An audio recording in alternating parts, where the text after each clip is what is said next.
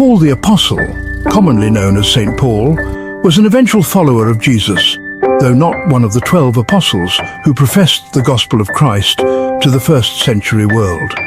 Paul is commonly regarded as one of the most influential figures of the apostolic age. He founded several churches in Asia Minor and Europe. He took advantage of his standing as both a Jew and a Roman citizen to counsel to both Jewish and Roman audiences. According to records in the New Testament and before his conversion, Apostle Paul, then known as Saul, was a fierce enemy of the early Christian church. He believed that the followers of Jesus were a threat to Jewish traditions and was determined to stop them. Saul's actions caused fear and suffering among Christians. Saul's first major appearance in the Bible was during the stoning of Stephen, one of the church's leaders. The witnesses placed their cloaks at Saul's feet, showing his approval of the execution.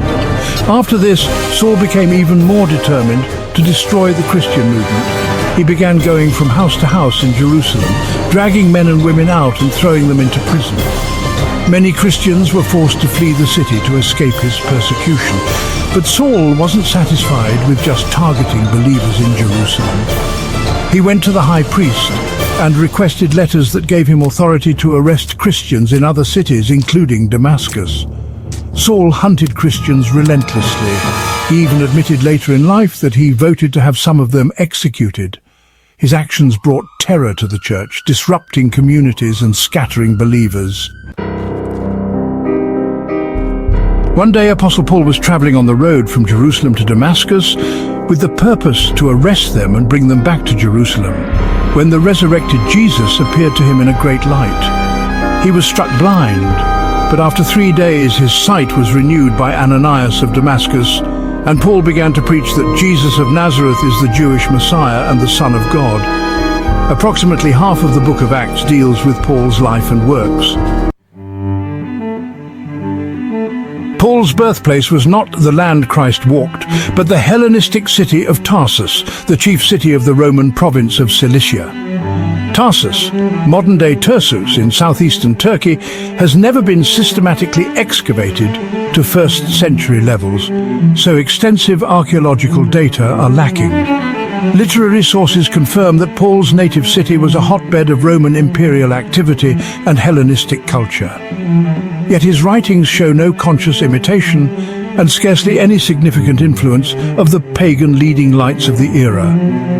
Instead, as Paul himself suggests, he was a Jew in terms of his circumcision, Benjaminite lineage, Hebrew ancestry, and Pharisaic training.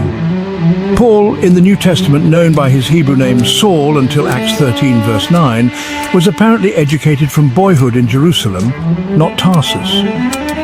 It's not clear whether his family moved to Jerusalem, where both Greek and Jewish schooling was offered, while he was young, or whether Paul was simply sent there for his education. He studied under the ranking rabbi of the era, Gamaliel. His exegesis of the Old Testament bears testimony to his rabbinic training. Paul was at least trilingual. His letters attest to an excellent command of Greek, while life and studies in Palestine presuppose knowledge of Hebrew and Aramaic. Facility in Latin cannot be ruled out. His writings show an intimate knowledge of the Greek Old Testament, though there is no reason to suppose that he was ignorant of or unskilled in Hebrew. At the center of Paul's theology is God. Several doxological statements capture Paul's majestic vision. God's wisdom and knowledge transcend human ken. He is infinitely wise and all-knowing. All things are from him and through him and to him. To him be the glory forever might well be the best summary of Paul's theology yet suggested. By the command of the eternal God, the gospel of Jesus Christ is made known so that all nations might believe and obey him. God comforts the afflicted and raises the dead. He is faithful. His solid foundation stands firm. He grants believers his own Spirit as a down payment of greater glory in the coming age. The living God who made heaven and earth and sea and all that is in them is quite simply the King, eternal, immortal, invisible, the only God. Or again, he is the blessed and only ruler, the King of kings and Lord of lords, who alone is immortal and who lives in unapproachable light, whom no one has seen or can see. No wonder Paul, like his master Jesus before him, lays such great stresses on hearing, obeying and proclaiming the Lord God.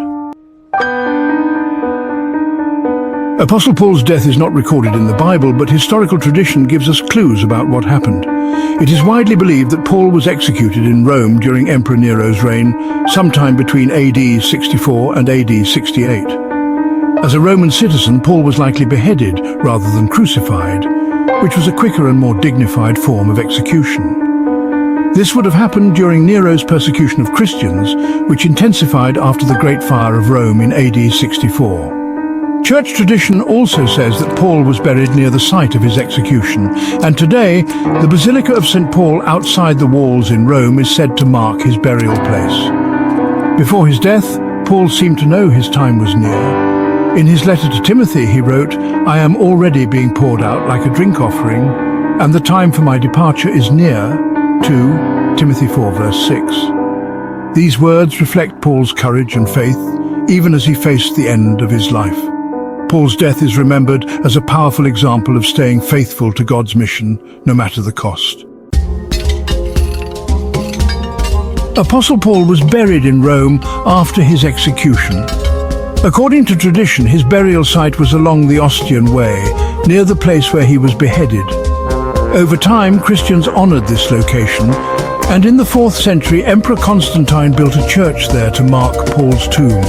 This church later became known as the Basilica of St. Paul outside the walls. It's located just outside the ancient city walls of Rome and is still a place where many people visit to remember Paul's life and work. In 2006, archaeologists found a stone sarcophagus under the basilica's altar with an inscription that reads, Paulo Apostolo Mart, meaning Paul the Apostle Martyr. This discovery confirms the long-standing belief that this is where Paul was laid to rest. Paul's burial place has become a powerful reminder of his faith and his role in spreading Christianity to the world. And so, the story of Apostle Paul continues to inspire millions around the world. From a feared persecutor of Christians to one of the greatest leaders of the early church, Paul's transformation is a powerful testament to redemption, grace, and the power of faith. Paul's life wasn't just about overcoming his past.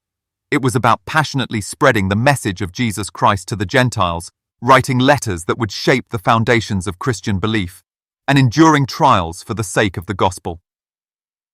Through his hardships, his ministry, and his unwavering commitment, Apostle Paul left a legacy that still resonates today. His words and actions show that change is possible, no matter how far someone has strayed from the path.